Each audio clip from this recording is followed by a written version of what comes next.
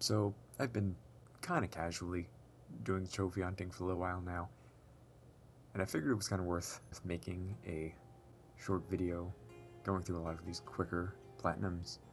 Because I have seen some articles and videos talking about this, and I kind of wasn't particularly impressed by what they showed. A few of them were good, but I think the kind of list I found over a few years kind of makes it easier platinums to get.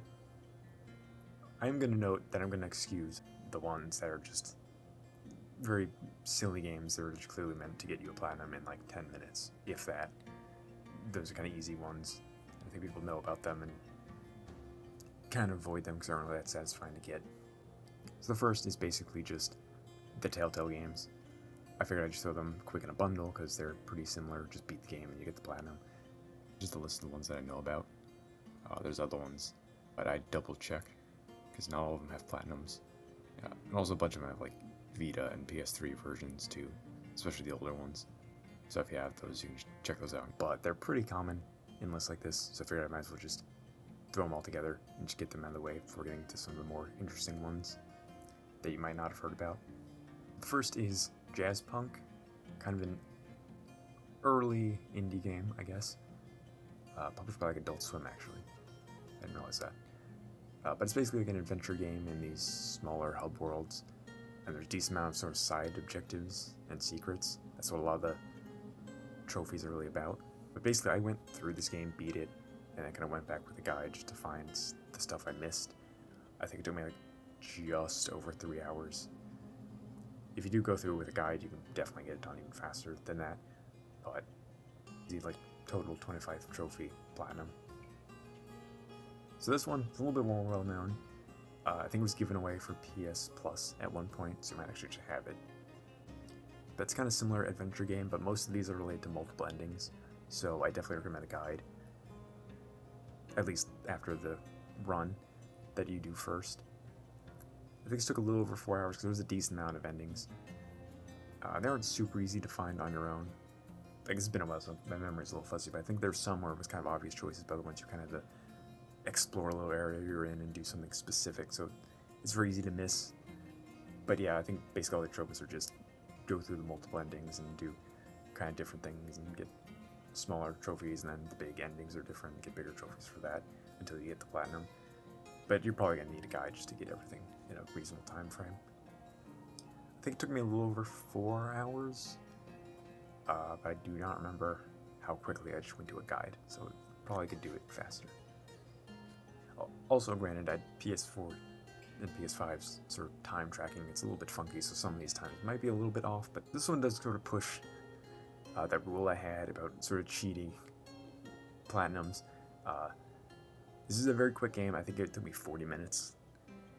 But it is an actual game. It's sort of like an interactive, almost short film, Storm Boy.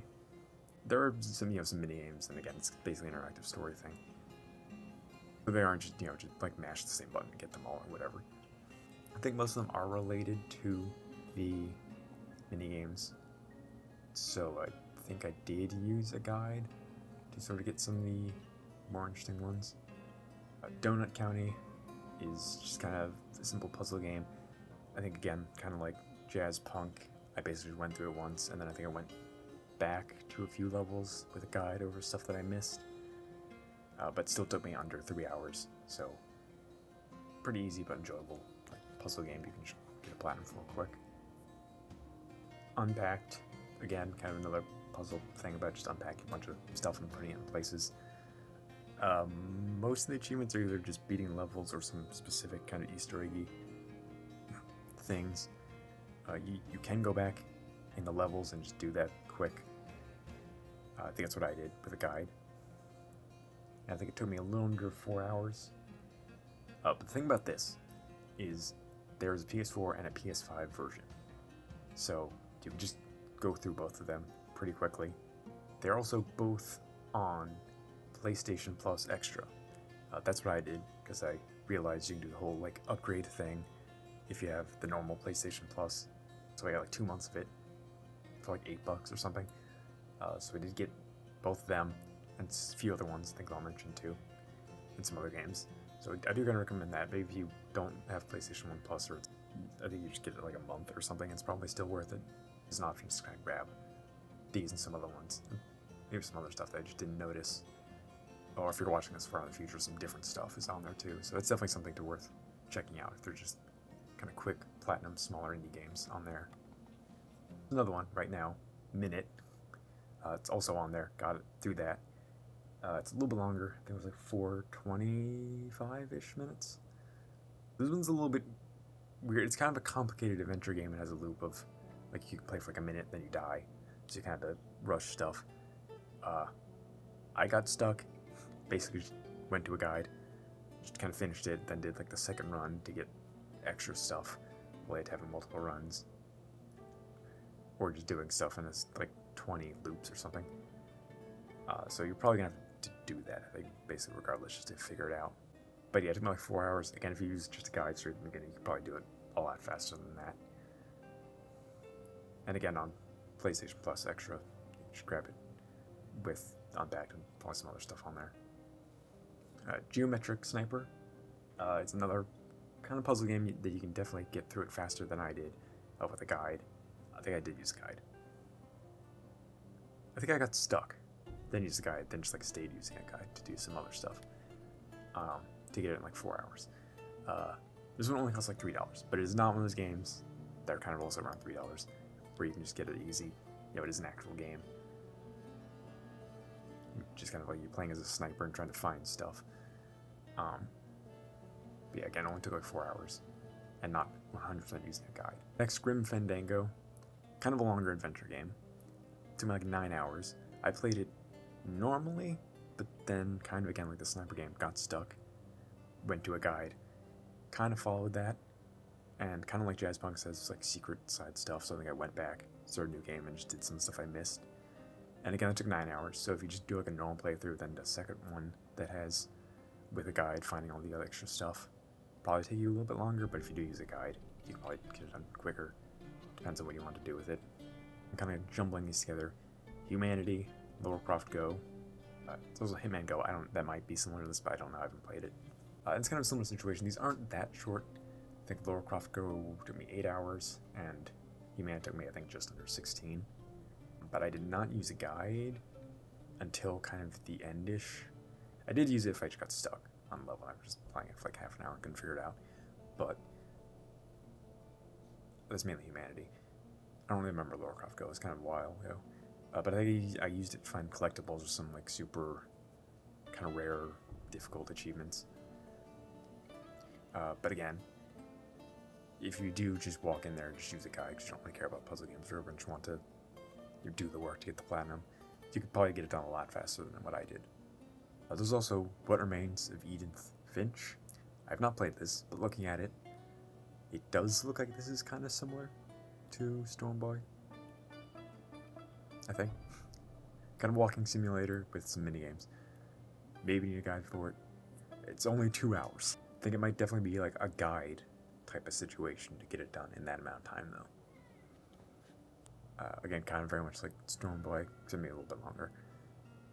But you have to be careful because only the PS5 version has the platinum. Next is Miles Morales. So this is kind of, it's not that quick. It's like 20 hours because you have to do a New Game Plus. It's kind of long. The shortest of kind of the exclusive Sony games that are kind of pretty straightforward to kind of beat the game. No, I can beat it on like a special difficulty or whatever, except for New Game Plus one and some like kind of secret stuff that you probably have to use guide to figure out, I think. It might be mixing up with the other Spider-Man games. But it's not super long, and the reason why it's on this list is you can kind of do what I did, where I just bought the physical edition of the game, played it on PS4, got a PS5 later, put it in, realized you could load the game, and basically just get the second platinum immediately. So, technically it was like a 15-minute platinum for me. So, you know, again, not super fast, but basically for 20 hours you can get 2 platinums and like 100 trophies, so also, if you want to just pump up your sort of total trophy count, or the level, I guess. It was like points level or whatever it's called. You can do that with this pretty easily. You can kind of do similar things to other Sony exclusive games, but all of them are longer than this. and you have to pay for the upgrade. Or it's not a complete platinum. You get, like Ghost of Tsushima was basically all of these. I think I ended up wasting like half an hour just because I loaded the save but then didn't get the platinum. And just kind of kept reloading like the save and re-importing the save from cloud until I realized that there was like a photo mode trophy you had to grab to get the platinum. This is basically the easiest one. Astro's Playroom comes with PS5. Pretty quick platinum. Definitely worth playing too. Again, literally was free if you own a PS5, so might as well include that. There was also Life is Strange. It has been kind of memed on since it came out, but it is another relatively straightforward platinum. It does take a little bit of time. I haven't gotten this. I'm going off of just what other things I've been saying. So, The Order, 1886, kind of early tech demo-ish thing for the PS4. This was one of the ones that you could just get quickly with a bunch of other stuff on plus extra. That's kind of why I originally put on like the list for this video, but apparently it's off. So I don't know why. This is a Sony game. I don't know how that happened. But this is still like a 10-ish hour platinum you can get. Probably like the quickest for like a Sony published thing. So that's worth mentioning. I've also heard good things about Thrine. I've not gone on to play with it. I have no input of my own. Just this was recommended to me from these other videos and stuff I've looked at this. So maybe check those out. I know a few of them, but not the first one, have guides on like PSN profiles. But I am not talking about the second one that's like a complete story for PS4. The PS3 version of the second one and the PS4 version of 3 is good. I think the complete one supposedly takes longer. Mass Effect Legendary Edition, not super fast. These are kind of the normal-ish length games. They don't do anything crazy. I think there is one related to War Score, like the third game. This you can't really like speed run. You have to do the stuff to get the points for that. One that's like New Game Plus, but you can get it pretty early with a weapon upgrade. I think one pretty difficult one about fighting other shepherds. I think there's also a missable one with like some species names that I just didn't get, so I had to go back and grab. But I think you can get that like the first hour or something just on the Citadel. So that's not too bad. But the reason why this is here is this goes on sale for like $9, and you might have it because it was on PlayStation Plus monthly games thing, like I think a year and a half ago-ish. In terms of bang for your buck, it's kind of hard to argue. It's like 3 platinums. It's like $3 each. Basically on par with like the kind of just kind of scammy, get a quick platinum games, but it's an actual game. And it's a lot of trophies too. Each of them have like 40, and there's like another bundle with like the Legendary Edition that's just like get a romantic interest, get a interest in 2 games, then 3 games, then beat all the games same character, and some get total kill counts and stuff like that. There's like some beat the game insanity, but I just ignored them. But you can get like 130 trophies from this, and 3 platinums, which does a lot to boost like your level. I think it's almost 4,000 of the points for that, even without the insanity difficulty ones. So if you want to boost that and just get like the total, I guess, achievement count up for cheap, I think this is basically the best way to do that. Just wait for it to go on sale and grab this. I can't really think of anything other in terms of just straight achievement count. They aren't the absolute fastest. The Spyro games, kind of in a similar vein. They're faster to platinum. But I think the first one of them, I'm pretty sure the first one, is kind of a little bit more difficult, or time consuming at least, because you have to like 100% everything. The third one is faster. So if you just care about absolute speed, you can just grab that. I think that's also the most. But the other 2 I think do take a little bit more time because they are some checks to do like a bunch of collectible stuff.